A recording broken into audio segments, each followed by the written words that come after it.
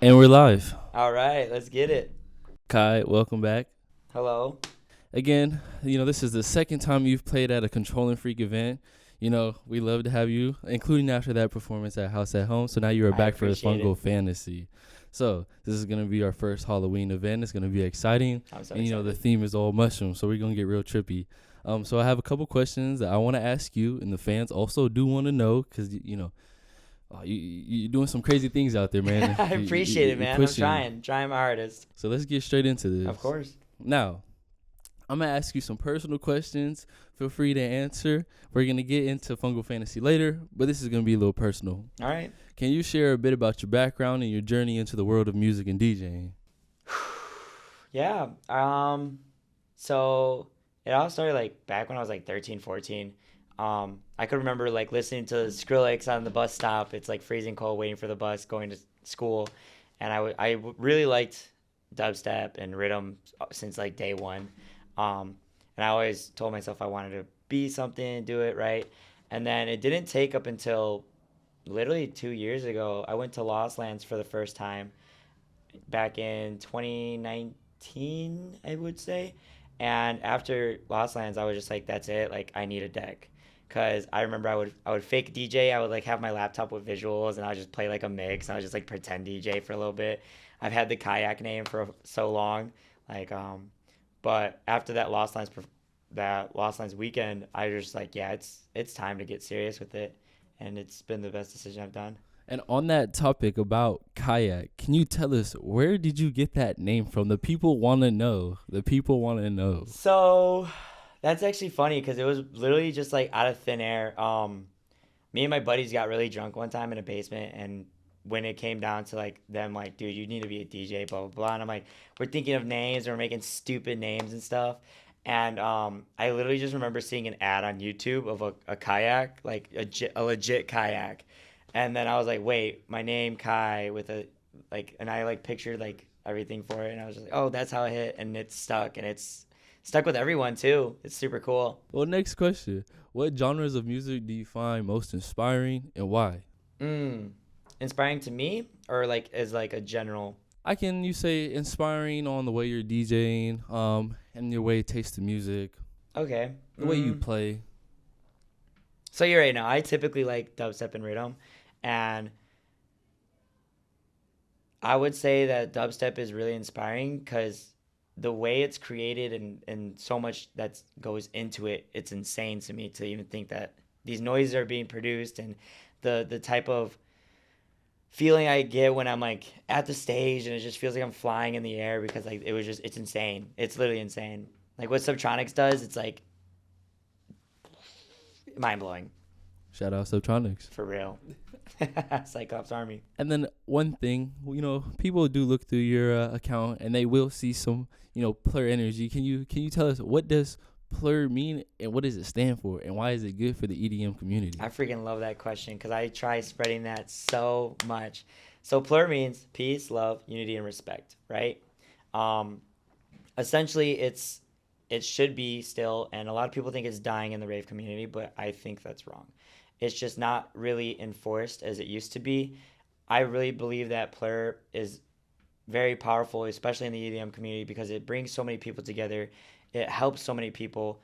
There's been tons and tons of times where like you don't even know a person and you're helping them up because they're too drunk, or you're giving them water because it's hot and we're all dehydrated because we're dancing and stuff. Plur means a lot to me because it keeps the community alive, it keeps everyone safe, and it makes sure that everyone is having a good time and feels safe because we all are there for the music, right? We all love the music. We're all there for a purpose.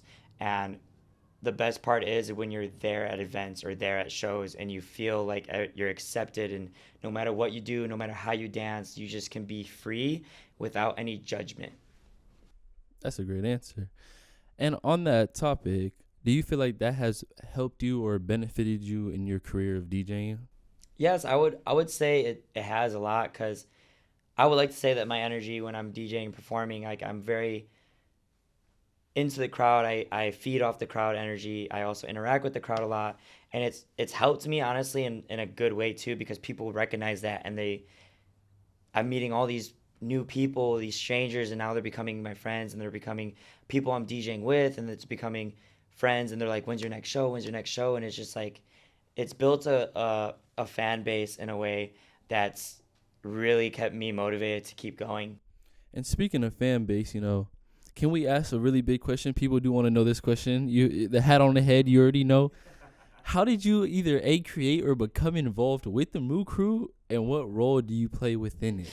All right, so the Moo Crew, it didn't even start as like my DJ thing. It was first year of EDC that I went to, which was like 2021, I think. I don't remember. Bad memory. But back in EDC, like I had a whole cow outfit, and I made sure like any person I saw that was wearing cow print, I took a picture.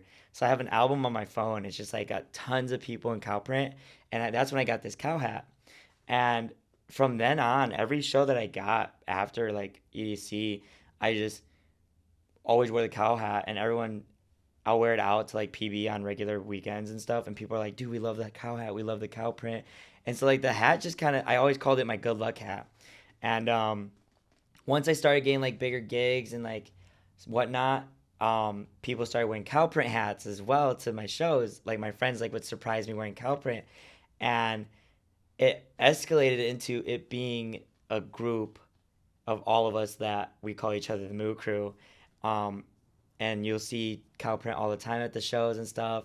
The role I would say I play for the Moo Crew is just like the one in charge, right? Um, if you look at the group chat for all my shows, I pass all the information for the shows, and then at the end, I'm just like, hey, make sure we're in the cow print, and it's awesome because even people get more excited for the Moo Crew sometimes than me, which is super funny. Like in the group chat for San Diego Techno Collective, like, is the Moo Crew coming? Is the Moo Crew coming? I'm like, yeah, of course. There you go. And then, is it mandatory that people need to wear cow print to go to your shows? People think that because they're like, oh, they see a bunch of people in cow print, but no, it's not. I don't make it mandatory. I ask if people want to, they can. Because I also really enjoy seeing a bunch of cow print out there, and like it just makes the pictures a lot better too. But for the most part, no. There's a lot of times that people don't wear cow print, and they've been with me since my first show. And another good thing is you can also see like your people within the crowd or your influence, which is really nice. Okay, can you tell us about any notable past performances or upcoming performances? I think my first Avenue show was probably one of my favorites. Um, it was just like perfect timing, I'd say, because I haven't landed a gig in so long, and I met Kobe for the SDTC, and he threw me in the lineup, and I was like nervous. I'm like, this is my first big show because I've always been like, I want to play here, I want to play there, and this being one of the dream spots I wanted to play for. Everyone that I knew like kind of came out, and seeing the crowd that was there for the show, it was insane to see the reaction, how people were for it too. That was a very memorable show.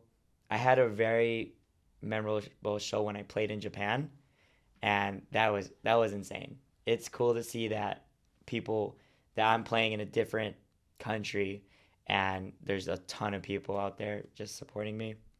So what should Dick. people be taking away from your shows then? Since you're already speaking on it a Yeah. little bit. I think a message that people should take away from my shows is that the person you are is the person you are, right? And we're human. We make mistakes. Everything happens for a reason, right? Another message I would like to say is that come and have fun. Like, drop whatever pack you have and just try to relax. Like, that's all it is. Don't stress about it. Don't think too much. It's just within that moment, that 1 hour window of me playing, I just want you to be you for you.